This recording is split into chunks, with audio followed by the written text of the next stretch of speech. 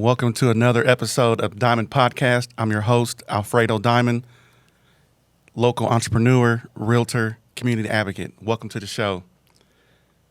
Today I have a very special guest. It wasn't easy to get him here. I had to wrestle to get him here, no pun intended, with this busy schedule. So I'd like to welcome owner of Joe's Gutter Service, Matt Amos. Matt, welcome to the show today. Hey, thank you for having me, Al. Thank you for being here, man. We've been talking about this for a while, and I'm so honored to have you here. You're someone that I kind of look up to, and I know we touch base from time to time and share ideas. So you're an important person in my business and in my life. So thank you for being here. Yeah, thank you. So I really want to dive right into it. I know a lot about you already, but just kind of share with me, where you're from, and then I want to jump into the business side of things. Okay. All right. Yeah. Born and raised here in Richmond. We went to high school together. So I would say I started in high school. I remember taking a class my 8th grade year at Test Middle School, and it was a machining class that I took with Mr. Grotendick. Mm-hmm. And during that time, I just fell in love with it. And so when we got to the high school, both my parents were educators, and Mm-hmm. I didn't really know what I wanted to do, and I really enjoyed the machining aspect of things and the working with metals and working with my hands. So I got into that quite a bit at the high school, and through the career center there.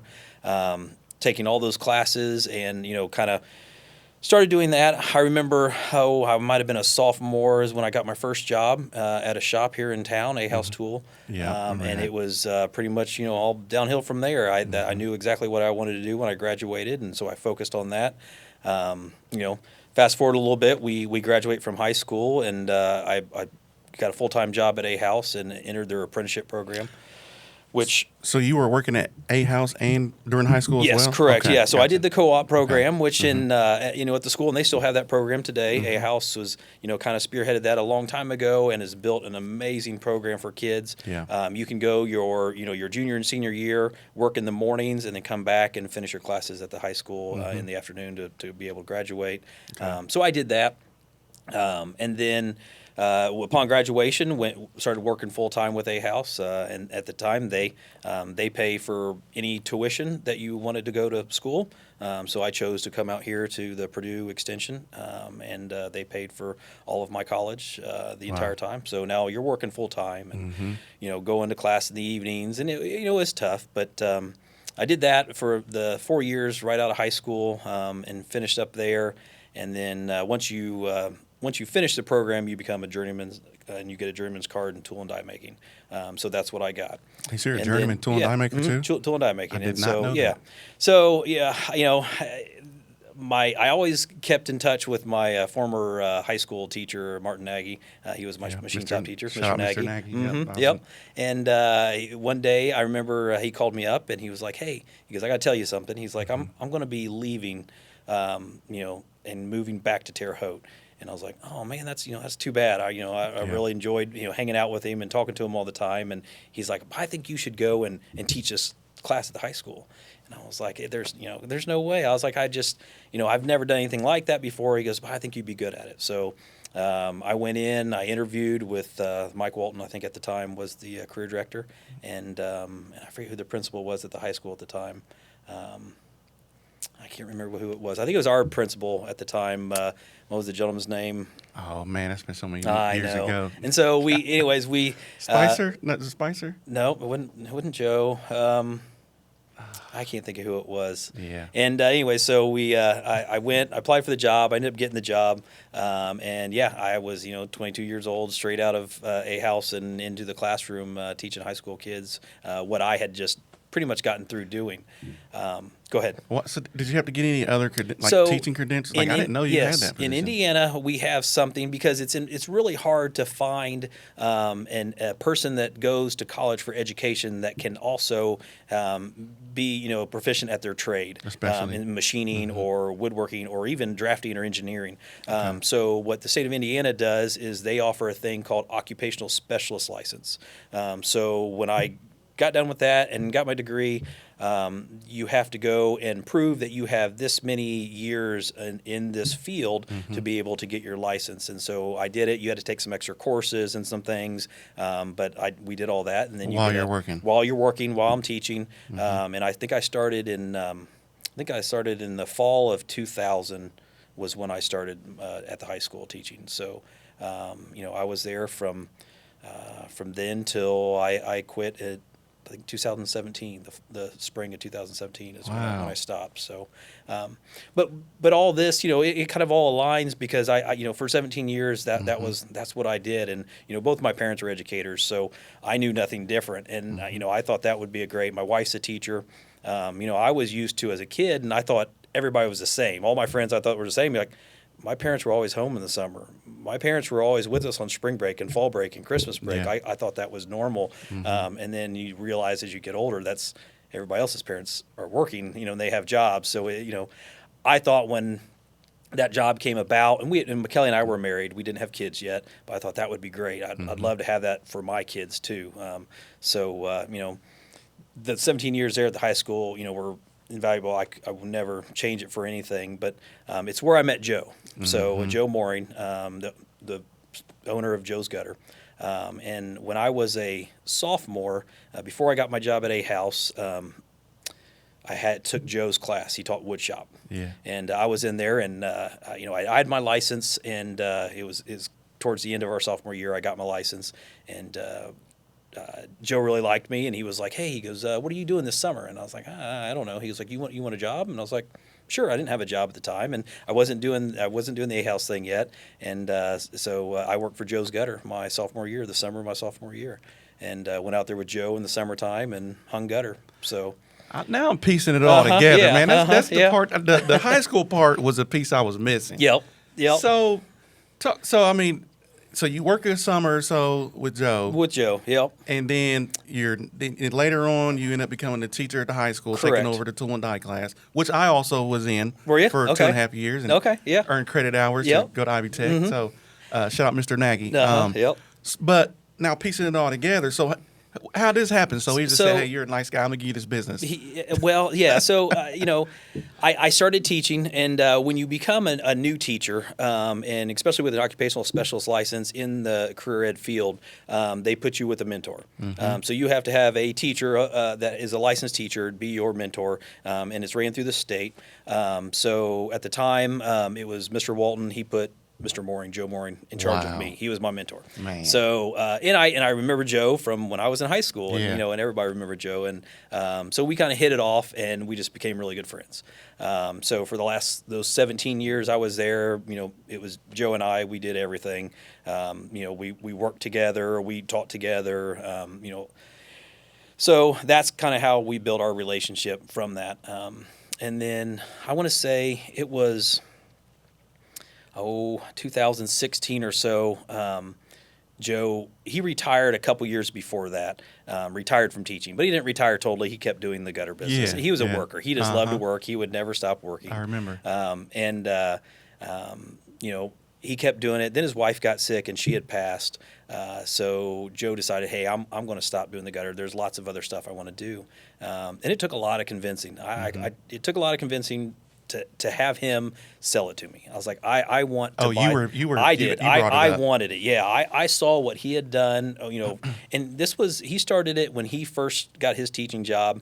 And he tells the story. He got his first job at Hibbard, and that summer he had off. And he's the type that couldn't sit still, had to work. And that's when he bought a gutter machine and started doing gutter in 1976. Wow! So he started Joe's Gutter Service with the phone number in 1976, and it's still the same today. So wow. During that time, I wanted to do this also. And Joe always did it as a secondary job. Teaching was his first passion. Then he also, coached a lot. So he coached golf and was very successful with that. And then guttering was always there second. And I saw it, and I wanted to do the same thing. Wow. And I knew it was a great business because it was established.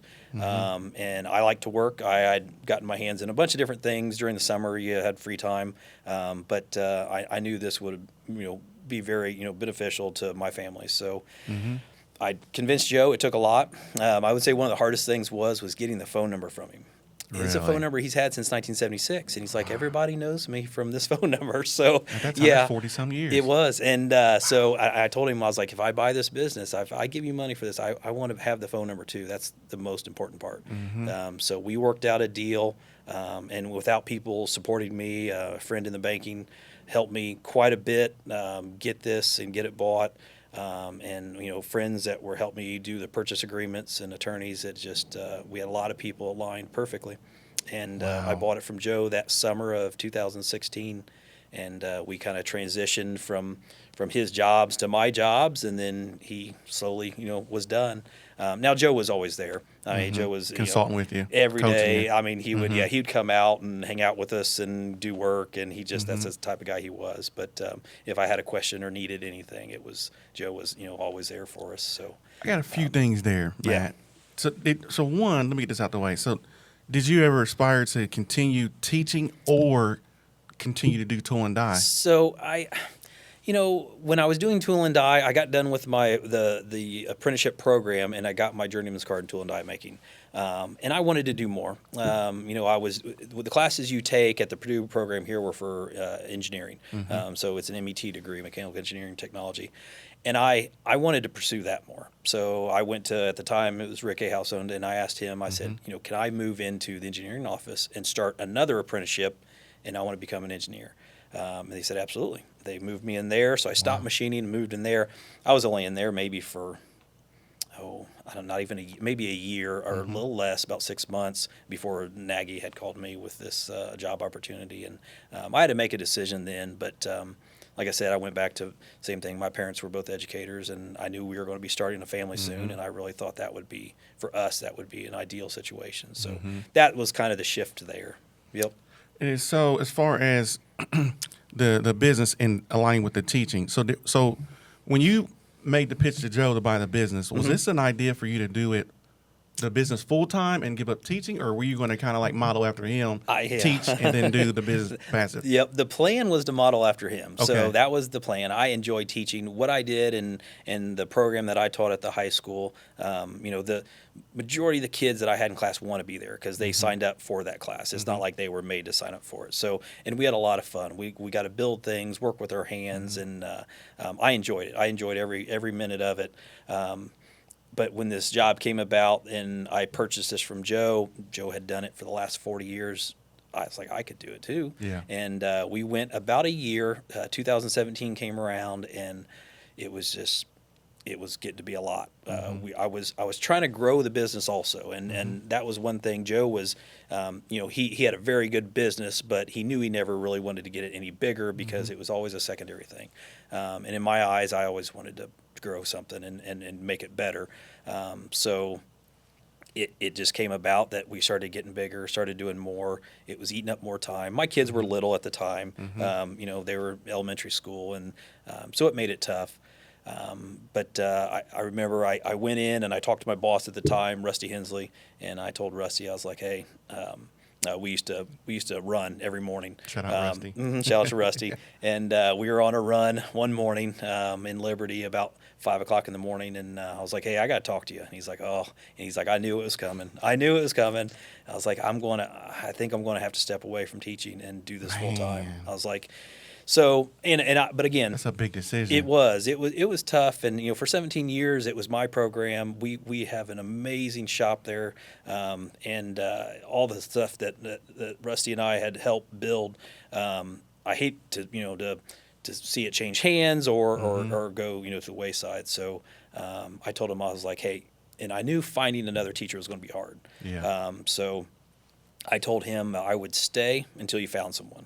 I was like, I'm not going to just leave and then you have to go find someone. So I ended up staying for about a whole another year until they found someone. But we did find someone. Shout out to Larry. He's doing an amazing job. He was I think 2 years ahead of us in high school. And he was a machinist right out of high school, just like me. Did the same program with another shop in town. And we convinced him to come over, and he's been there for quite a while now. So yeah, doing really well. But yeah, I couldn't handle both. It was a little too much for for my daily things with kids and with a wife and a house, and so made that decision, and I'm glad I did, because now I have room. Since then, for the last 5 years, we've been growing and growing and growing.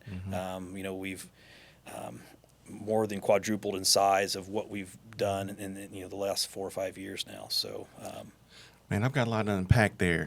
So, on one hand, I want to talk about, you had vision for this business, and then I want to go into the fact that, because I was in a similar situation where I was like, man, I'm so comfortable getting a check, working for someone else, being employed. How do you make? Let's go on into that. How do you make that shift? Because it's to me, it was, and that's where this show came from. I want to know how business owners, got through hard times. Yep. How did you make it work? And you made a shift from a stable position to follow your vision. You clearly had a plan. Talk me through, what was that like, making that leap of faith and going out there? Okay. Well, for me, like you said, being in education in general, there is, unfortunately, you can be a rock star in education and you're never going to get paid more. You can be mediocre and you're going to get paid the same.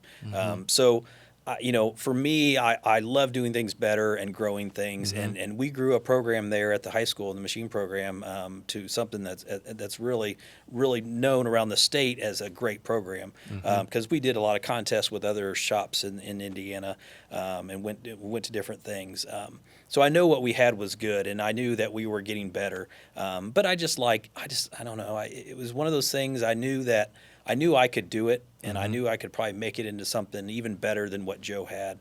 And to me, been itching for 17 years to do more. And you could always do more with what you're doing, and it was very safe. As the paycheck was very stable. You're not going to get laid off, and you're not going to, if there's, not going to have tough times. And I think the fear of all that went away when I knew it was going to be mine and I can do what I wanted to do with it and make it bigger and make it better. I knew I would be fine. So, any tough times you ever had to overcome? They're always, employment is always difficult. Starting off, finding the right people is always difficult. And, for me, it's being a teacher for 17 years, and you have an employee come in. You always feel like, now I can take this person and mold them and teach them and make them into the type of employee that I want, which has worked well with some, but it doesn't always work well with others. So that was probably the difficult. We have the work, having the work, and not having enough people or enough time to do it is what makes it tough. And I would never been in a situation where we haven't had the work. But we've been in situations where we have enough work but not enough people or time to get it done, and that can be difficult too. So, there's lots of scary things about it and lots of tough times with figuring out, business in general, from marketing to payroll to taxes, and just trying to figure all this out and get it every day, and make sure everything works out perfect is stressful. And but you get through those things, and at the end of the day, it's being a good, honest person that people can trust, and doing a good job. That's what it's all about. That's a topic that I often ask business owners, and even I deal with. What is the formula for you? If you can break it down for somebody out there listening, maybe you can help. So you've got your business, you're doing well. At what point do you realize you're in a position to bring on a staff person and be responsible for their livelihood? What is the amount, or what is the position you have to be in to get to that point? It's difficult, because I look at it now with I have 8 employees, and I do every day. I feel like I am very responsible for their livelihood. And for example, we have a day next week coming up. It's supposed to be -7 degrees out. We're not going to be out working, but they still need a paycheck. So it's up to me now to figure out, what I can do and to be able to budget to keep them employed, during the weeks that we're having some struggle with weather. We have the work, and again, that's always been the thing. It's nice to know that you have the work. It's there. It's available, but we just don't have the weather, or the forecast is not looking good to get it done. So being in charge of others' livelihood is stressful. It is, but just planning, budgeting, making sure that that's coming, and getting through it. I think your employees see that, so they respect you a little bit more, and they will then feel, I think, to want to work harder for you, knowing that you're going to have their back when times are like that, and they're going to have your back when times are good, and we're really getting the work done. Back to you acquiring the business. You don't have to go into details or anything like that, but just thinking along the lines of maybe there's someone else out there that's in a similar position that's like, man, I got to take this leap. I want to take this leap of faith. I can do this. I may not have the tools or the connections. What does it take to pull off something like that? Where does your credit need to be? What kind of, do you need to have money? What does that look like to pull that off, Matt? Well, so it's a little tricky because connections are everything. Knowing people that are willing to take a chance on you is. But I think proving that beforehand is the key. If you can prove to people around you that you are worthy, and that you're a hard worker, and that they see that you can make something happen, I think they're more willing to step in and help when you do ask for help. For me, that was my thing. I was a teacher. My wife was a teacher, and we did fine. We did well, but we weren't, by any means have a ton of money to be able to go buy this business from Joe. So through connections with, like I said, through friends and through in the banking industry, and with other friends, just to be able to get this money together to be able to purchase it.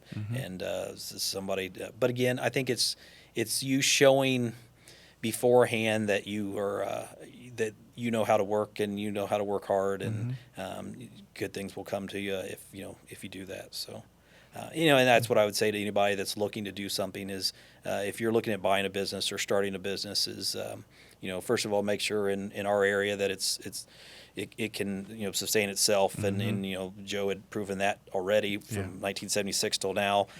So we knew that was there, and you just have to be able to work hard, and you have to be able to adapt to different things. Every day, things come up and change, and it's you have to be able to adapt to different things, to be able to do some things that you might not have done before, or maybe go back to do some things that you were doing before that you had stopped doing. So things like that, just making sure you're keeping up with everything. There's some great advice from a successful business owner. Take notes out there. So Matt, you've got vision, and it's got you this far. You're very successful. Where do you see your business headed in the next 5 years? Well, next 5 years, there comes a point, and I talk to a lot of people. I enjoy talking to other business owners, not only in my field but similar fields to mine. It's better to talk to someone that's not in your area, because our the area we live in and the demographic we have here is a lot different than Indianapolis or Fort Wayne. So sometimes it's best to talk to other business owners in maybe some bigger areas and ask. I remember asking a lady that was a salesperson, and I knew she had worked for a bigger company, and at the time we had 2 gutter machines and 2 vans, and I was like, what does it take to be able to get to 4 machines and running 4 crews? And her response was, and her response was, the business she had worked for, they had, I think at the time when they stopped doing it, they said they had 18 crews working. 18 crews? 18 crews, 18 vans, 18 crews, 18 machines. And she was like, the difference between 4 and 18 is nothing. She's like, it's not. She goes, it's more of everything, but everything is the same, in doing what you're doing with the 4 and just being able to do that same thing with the next 4 and the next 4 and the consistency is what's going to get you there. So it's not, and I asked her and we talked about some other things about that. And, but she said, it's, just like the headache you have with these 4, you're going to have the same headaches with the 18. But at the same time, you're going to be doing 18 times as more. So the people that you have, it's going to be hard to get a consistent 18 people. If you have 4 people now that are very consistent, it's almost better to stay with those 4 than it is to get to the 18 because now you're spread out. But again, in 5 years, I don't know where we want to be. We're very content where we are. I think our area, our region that we work in, we tackle Richmond and Liberty to Muncie to Oxford, and some over in Ohio into the Eaton area. I think I don't think our market is large enough to go too much bigger. I don't think I could double in size and still stay in our market. We would have to travel a lot more, and traveling a lot more is hard. I mean, with the prices of everything from gas and in the gutter industry, it's very competitive. It's very you don't see a lot of discrepancies between pricing. You'll see some that's it's slight, but it's not, their margins are not huge. So it's very competitive, and branching out into other people's markets, it's tough to get into. We would never make it over in the Indianapolis market moving that way. It's just too competitive over there. And doesn't make sense. It doesn't make sense. Too saturated with companies. But there's still areas around that we can get into. But in 5 years, I think we purchased this new building. We have a new location. Where's it at? What address? We are at 771 South Round Barn Road. Okay. So right off of 40, right behind the Shell station, the old Richmond Performance Center that Chuck owned back in the early 2000s. So we've revamped that, turned that into our own little thing, and have a nice showroom, a nice Beautiful office. facility, yeah. Lots of storage, and keep everything inside. And I would say in 5 years, we would like to grow a little bit, but we'd also like to try. And one thing Joe told me when we talked about being successful is he says, I started a gutter business. That's what I do. He's like, you don't want to branch out and start doing a bunch of other things, because then the one thing you're good at, the one thing you originally focused on is going to get to the wayside. And so, That's great advice. We started with gutter, and that's what we do. We do gutter. We don't do roofing. We're not going to do siding. We're not going to get a home remodeling, plumbing. No, we do gutter, and we run a gutter business. And you get really good at what you do every day, day in, day out. And so that's what we're sticking with. And in 5 years, I would just love to see. What I would like to see is the same 8 employees I have right now. In 5 years, I'd like to have the same 8 employees. That to me would be a win. Wow. Because we have a great group of guys right now. And I'd say my oldest Mike has been with us. He worked with Joe. So he's been with us for over 20 years. And then when I first started it, I have Dustin. Dustin started with me when I first bought it, and he's still with us. Wow, And that says a lot. So, yeah. I think having the same employees, that can make it a career and raise their families, and to me, that would be a win, and where I'd like to see us in 5 years. Man, I could talk to you and learn from you all day, Matt. But so in closing here, is there anyone out there that you look back and say, man, I'm really thankful this person came to my life, or I still talk to this person today, or maybe it's a staff member, anybody that you would like to shout out today and just say, thanks for being you, thanks for being there? Yep. Who would that be? I would say probably one of the most influential people I've been around was Rusty Hensley. Rusty and I, he was my boss, so you have that relationship with he's your boss, and but we became really good friends, and he's just from the business side of things and running the way school runs, and he was in charge of the career center. Learned a lot of things from him. Joe also. I mean, I wouldn't be here today if it wasn't for Joe. Even from the mentoring he did when I was starting to teach. Yeah. Just having a good mentor that knew the ropes and knew what you should do and what you shouldn't do, and and unfortunately, when Joe passed, that was tough on all of us. I wish he was still here today. Oh yeah. My parents, my dad, my mom, what they taught us when we were younger, and You know, I have a great set of in-laws. They both work really hard. My mother-in-law, she does a lot of stuff, nonprofit. She's gotten me involved in a lot of things with Richmond Symphony, with the art museum. So we enjoy helping out and you know, doing those things for the community. So looking up to people like that just, you know, are been in our life forever, and that's just, yeah, that's who we like to follow. And yep. Wow. Man, you have an inspiring story. I'm glad we finally got to sit down and Yeah, talk about it. Such a humble dude. Seemed like you were in the right place at the right time. Yep. And just, you know, you gave some great advice today. Yep. So, you know, if you're out there listening, you know, he gave some great gems today to take away from. So I just want to thank you for being here. We had to wrestle you away to be here. Yep. I know this is probably $1 million interview. Yep. So Oh, yeah. Thanks for your time. Yep. But that's going to wrap up our show. Thanks for tuning in to another show, the Diamond Podcast. I'm Alfredo Diamond, Realtor, and I'm signing out. Thank you.